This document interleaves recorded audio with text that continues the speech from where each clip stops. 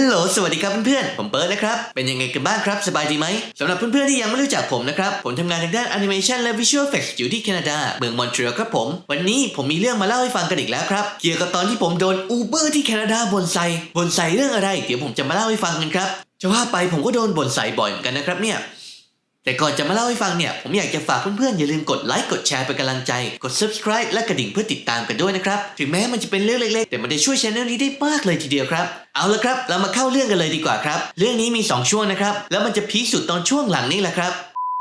Uber เป็นบริการที่ผมใช้เวลาเดินทางไกลๆหน่อยครับเพราะส่วนตัวผมไม่ได้ขับรถเวลาผมใช้บริการรอบนึงค่าบริการจะอยู่ที่ประมาณ 15-20 เหรียญครับหรือประมาณ 4-500 บาทหลังทิปทีนี้ผมจะไปงานแต่งงานเพื่อนครับHey man, if by any chance you are watching this, congratulations again. I'm really happy for you guys. วันนั้นเป็นวันเสาร์ครับงานพิธีเริ่ม 3 โมงประมาณสัก 2 โมงผมก็เริ่มออกเดินทางเพื่อนผมจัดงานแต่งงานแถวลาวาลครับซึ่งออกห่างจากกลางเมืองมอนทรีออลไปประมาณ25กิโลทีนี้พอผมเรียก Uber ได้ผมหน้าซีดเลยครับ1คือค่าเดินทางราว45เหรียญครับหรือประมาณ 1,200 บาทหลังทิปผมลืมนึกถึงระยะทางไปเลยครับว่ามันไกลกว่าที่ผมเดินทางโดย Uber โดยปกติ2คือรถที่จะมารับผมเนี่ยครับเขาต้องวนไปส่งลูกค้าอีกคนหนึ่งก่อนแล้วค่อยมารับผมในอีก25นาทีครับเวลาที่จะถึงที่หมายที่แอปกะไว้คร่าวๆก็จะถึงประมาณ3โมงแบบชิวเฉียดเลยครับแต่ก็ครับงานสำคัญผมยินดีจ่ายดีกว่าเสี่ยงไปหลงทางทีหลังผมก็รอรถครับแต่ผ่านไป15นาทีดูในแอปรถยังไม่ขยับไปไหนเลยครับเวลาที่เราต้องรอรถในแอปก็ยังอยู่ที่ประมาณ20นาทีอยู่เลยผมก็ใจไม่ดีแล้วครับเวลาที่แอปกะว่าผมจะถึงที่หมายก็สายขึ้นเรื่อยๆผมก็เลยตัดสินใจยกเลิก Uber คันนี้เพื่อได้ Uber คันใหม่ครับและดูเหมือนว่าเพราะ Uber คันเก่าเขาใช้เวลาเกินกว่าที่แอปกะเวลาไว้ให้ผมก็เลยไม่ต้องเสียค่ายกเลิกครับ Uber คันใหม่ที่ผมเรียกก็เหมือนเดิมครับเขาต้องไปส่งลูกค้าอีกคนหนึ่งก่อนแล้วค่อยวนกลับมารับผมในอีก20นาทีแต่รถขยับครับโอเคครับถึงตอนนี้ไปยังไงก็ไม่ทันแล้วครับขอให้สายน้อยที่สุดเป็นอันพอประมาณ20นาทีต่อมาหรือประมาณ2:40 Uber ก็มาถึงครับได้เริ่มเดินทางสักทีแต่พอรถออกไปถึงถนนใหญ่เท่านั้นแหละครับโอ้โหรถไม่ขยับเลยครับผมประมาทจราจรมอนทรีออลสุดสัปดาห์ไปมากเลยทีเดียวครับเลยเข้าใจเลยครับว่าทำไม Uber คันก่อน15นาทีแล้วรถถึงไม่ขยับไปไหนเลยผมก็ได้แต่มองรถติดครับถอดใจแล้วครับไปยังไงก็ไปไม่ทันสุดท้ายติดไฟแดงแทบทุก4แยกเลยครับพอถึงสถานที่จัดงานแต่ง3:30พอดีเป๊ะเลยครับสายไป30นาทีเลยทีเดียวแต่ผมยังเห็นเจ้าบ่าวอยู่นอกฮอลล์พิธีอยู่ครับกำลังถ่ายรูปกันอยู่สรุปว่าพิธียังไม่เริ่มครับโอ้โชคดีมากเลยครับผมพอผมเข้าไปนั่งในฮอลล์พิธีปั๊บงานก็เริ่มพอดีเลยครับเฮ้ยโล่งอกไปทีครับผมและนั่นคือขาไปพิธีแต่งงานครับแล้วทีนี้พอขากลับผมไม่อยากจ่ายค่ารถแพงมากแล้วครับผมก็เลยวางแผนว่าเดี๋ยวจะนั่ง Uber ไปสถานีรถไฟใต้ดินแล้วก็นั่งรถไฟกลับบ้านครับเดี๋ยวจะขออธิบายนิดนึงแล้วกันครับ Atwater คือสถานีที่ผมจะต้องกลับไปครับอยู่สายสีเขียวสถานีรถไฟใต้ดินที่อยู่ใกล้สถานที่จัดงานที่สุดคือสถานีคาทีครับแต่เพราะสถานีตั้งแต่คาทีจนถึงมอนต์มอรอนซีเขาถือว่าเป็นขนส่งอีกโซนหนึ่งครับเงินในบัตรรถไฟใต้ดินผมเนี่ยถือว่าเป็นของอีกโซนขนส่งหนึ่งครับเพราะฉะนั้นเนี่ยผมจะขึ้นรถไฟที่สถานีคาทีไม่ได้เพราะฉะนั้นเฮนรี่เป็นสถานีที่ใกล้ที่สุดครับที่ผมจะสามารถขึ้นได้แล้วผมก็ต้องไปเปลี่ยนสายที่แบร์รี่อูควมแล้วก็ขึ้นรถไฟสายสีเขียวเพื่อกลับไปที่แอตวอเตอร์ครับตอนจะกลับก็ประมาณเที่ยงคืนได้ครับมองออกไปข้างนอกตึกโอ้โหฝนตกหนักเลยครับผมไม่ได้เอาร่มมาซะด้วยรถไฟใต้ดินที่มอนทรีออลวันเสาร์ปิดประมาณ1:30ครับเพราะฉะนั้นผมมีเวลาชั่วโมงกว่าๆในการเดินทางไปสถานีแบร์รี่อูควมผมก็ไม่คิดอะไรมากครับถึงแล้วรถไม่น่าติดเวลาเหลือเฟือผมก็เรียก Uber แบบชิวๆเวลาที่ต้องรอรถก็ประมาณ25นาทีครับเหมือนเดิมครับเขาต้องวนไปส่งลูกค้าอีกคนหนึ่งก่อนแล้วค่อยกลับมารับเรา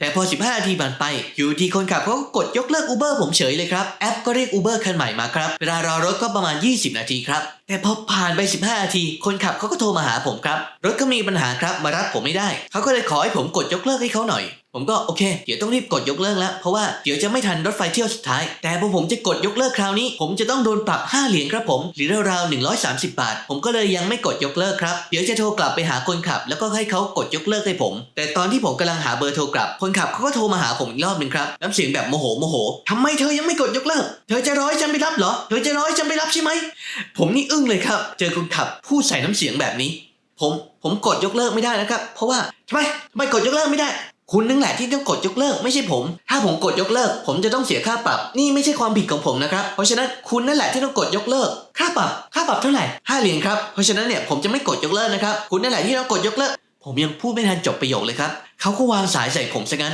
สักพักเขาก็กดยกเลิกให้ผมครับ เอาละครับถึงตอนนี้ก็เป็น Uber คันที่3แล้วครับเวลาก็อยู่ราวๆเที่ยงคืน40ครับถ้ามีปัญหาอะไรอีกผมตกรถไฟเที่ยวสุดท้ายแน่นอนครับคันที่3ก็รอประมาณอีก20นาทีครับโชคดีครับที่คันนี้ไม่มีปัญหาตอนตี 1ล้อก็หมุนสักทีครับต่อประมาณ10นาทีต่อมาผมก็ถึงที่หน้าสถานีรถไฟใต้ดินเฮนรี่ครับฝนก็ยังตกหนักอยู่เลยแต่ตอนที่ผมกำลังจะเข้าไปที่สถานีนะครับผมก็เห็นคุณยายคนหนึ่งที่มีอายุจักรยานที่แกล็อกไว้กับราวที่หน้าสถานีนะครับล้มอยู่แกก็พยายามตั้งมันกลับขึ้นมาท่ามกลางสายฝนผมก็เลยไปช่วยแกตั้งมันกลับขึ้นมาครับแกก็ขอบคุณแล้วก็เริ่มชวนคุยครับผมก็ตัวเปียกขึ้นเรื่อยๆครับเพราะฝนตกอยู่บวกกับผมไม่มีเวลาแล้วผมก็เลยขอตัวแล้วก็รีบไปขึ้นรถไฟครับสรุปว่าได้ขึ้นรถไฟที่สถานีเฮนรี่ตอนประมาณตีหนึ่ง10นาทีครับพอค่อยหายใจหายคอได้หน่อยผมก็เปิดเช็คครับว่ารถไฟขบวนสุดท้ายสายสีเขียวที่จะไปทางบ้านผมเนี่ยขบวนสุดท้ายออกกี่โมงปรากฏว่ารถไฟขบวนสุดท้ายจะออกตอนตี 1:27ครับเพราะฉะนั้นเนี่ยผมจะต้องถึงสถานีแบริอูควัมภายใน15นาทีและก็ต้องรีบวิ่งไปขึ้นรถไฟขบวนนี้ถ้าดูจากแผนที่เราจะเห็นว่าเราจะต้องเดินทาง10สถานีภายใน15นาทีครับในใจผมนี่แบบโอ้ไม่น่าทันนะครับเนี่ยแต่ปรากฏว่ารถไฟแล่นเร็วกว่าที่คิดครับประมาณตี 1:23ผมก็ถึงสถานีแบริอูควัมผมก็รีบวิ่งตาลีตาเหลียวไปขึ้นรถไฟที่จะไปทางด้านบ้านผมครับสุดท้ายได้ขึ้นรถไฟตอนตี 1:25ครับแล้วพอตี 1:28ปั๊บรถไฟก็เริ่มออกเดินทางวู้ชิวเฉียดจริงๆครับโอ้โซมเลยครับวันนั้นเหนื่อยก็เหนื่อยตัวก็เปียกฝนไม่รู้ว่าเกิดอะไรขึ้นครับปกติผมไม่เคยมีปัญหากับ Uber เลยครับแต่พอเป็นวันสำคัญเท่านั้นแหละครับโอ้โหปัญหาตามมาไม่รู้จบเลยครับแหมพอเล่าเรื่องเสร็จแบตกล้องหมดพอดีเลยครับนี่เลยต้องใช้ power bank ต่ออายุอีกนิดนึงแล้วประสบการณ์ Uber เพื่อนๆเนี่ยเป็นยังไงกันบ้างครับเคยเจอปัญหาแบบผมไหมถ้าเคยเจอปัญหาอะไรคอมเมนต์ทางด้านล่างก็ได้นะครับผมก็อยากรู้เหมือนกันและเจอกันใหม่ในวิดีโอหน้านะครับเพื่อนๆสวัสดีครับผมยังเห็นเจ้าบ่าวอยู่นอกห้องพิธีอยู่ครับเดี๋ยวจะสถานีรถไฟใต้ดินที่ใกล้สถานที่จัดการที่สุดคือสถานีคือสถานีคาทีครับ